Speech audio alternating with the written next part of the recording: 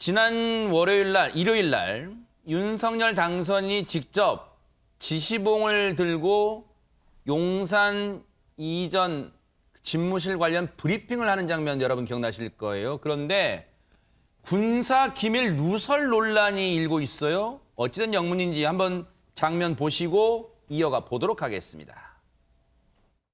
그리고 여기는 지금 여기도 지하 벙커가 있고 여기도 지하 벙커가 있고 비상시에는 여기 밑에가 다 통로가 연결이 돼 있기 때문에 비상시에는 여기서 NSC를 바로 할 수가 있습니다.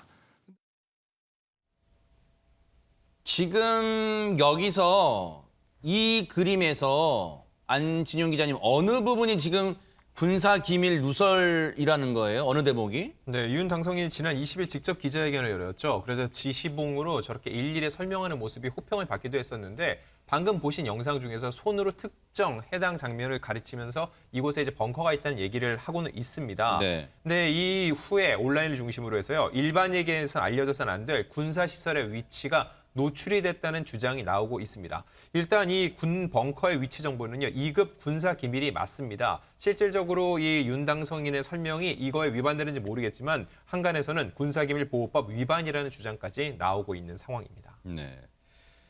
대통령 당선인이 군사시설 위치, 그것도 기밀 사안을 노출했다. 이런 지금 지적과 논란이 일고 있으니까 당연히 김은혜 대변인에게도 기자들의 질문이 갔겠죠. 한번 들어보시고 이어가 보도록 하겠습니다. 용산 청사 굳이 얘기하시면서 네. 벙커 위치나 지하 이동 통로 위치 등을 좀 언급하셨는데 네. 이게 기밀 누설이라는 지적이 있는데 여기 좀 어떻게 생각하시는지? 제가 보기에는 어제 프레젠테이션 자료에 이 손바닥을 한번 얹어놓은 것으로 표현되는데 그게 압축된 저희의 전체 조망도에서는 사실상 광활한 잔디밭을 하나 짚은 게 그게 보안시설의 노출이라고 하는 그 주장에 대해서는 저는 동의하지 않습니다. 그리고 비투벙커는 이미 많은 분들에게 공개가 된 바가 있기도 하고요. 운동수권자가 그렇게 소홀하게 하지 않죠. 지하 벙커 위치가 이미 공개된 바가 있다?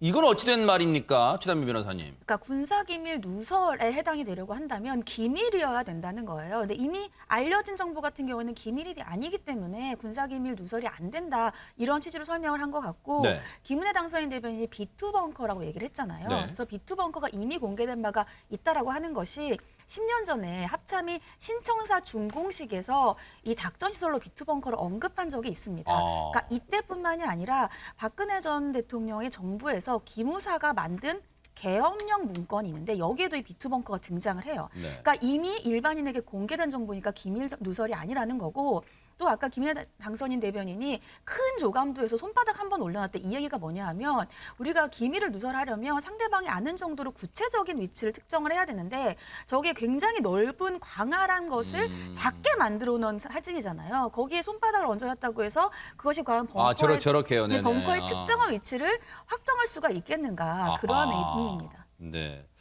아니 그러면 지금 저 행동, 윤 당선인의 행동, 이 조감도에다가 손바닥을 얹었잖아요. 그럼 저 행동 자체가 문제될 게 없다는 게 지금 당선인 측의 설명인 거예요? 어떻습니까? 형식적으로 볼 때는 형사처벌이 될 가능성이 낮아 보입니다만 그렇다고 하더라도 법리상 문제의 여지는 아직 남아있긴 합니다. 이 군사상 기밀이 되기 위해서는 실질적으로 비밀 가치가 있어야 하고 형식적으로 비밀로 지정되어야 합니다. 그런데 지난 1994년 대법원이 군사상 기밀에 관한 정의를 내리면서 일부 공개된 부분이라고 하더라도 적법 절차를 거쳐 기밀이 해제되지 않는 한은 기밀성이 사라지지 않는다고 판시한 바가 있습니다. 네. 벙커 위치가 일부 알려져 있다고 하더라도 기밀로 해제되지 않았다면 군사 기밀 누설로 해석될 여지는 아직 남아 있다고 볼 여지가 있습니다. 네.